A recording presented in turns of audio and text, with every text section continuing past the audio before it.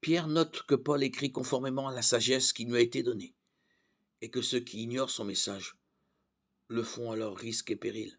De Pierre 3, 15, 16. Les Écritures émanent du Saint-Esprit qui nous révèle dans un langage spirituel pour exprimer ce qui est spirituel.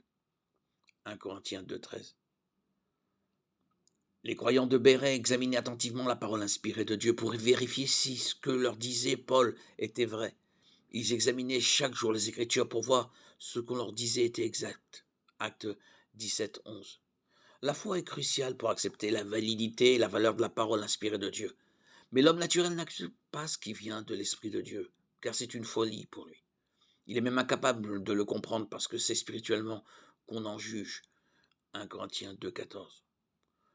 L'homme spirituel, lui, a reçu le don de la foi pour le salut de son âme. Éphésiens 2, 8, 9. Hébreux 11, 1 dit « Or, la foi, c'est la ferme assurance des choses qu'on espère, la démonstration de celles qu'on ne voit pas. » La justice de l'Évangile est révélée par Dieu dans les Écritures, tandis que la nôtre vient et est maintenue par la foi seule.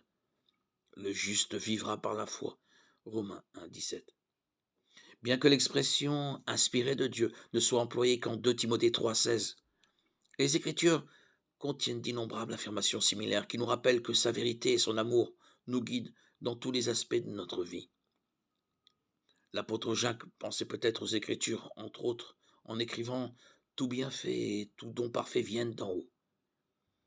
Ils descendent du Père des Lumières, en qui il n'y a ni changement, ni l'ombre d'une variation. » Jacques 1, 17.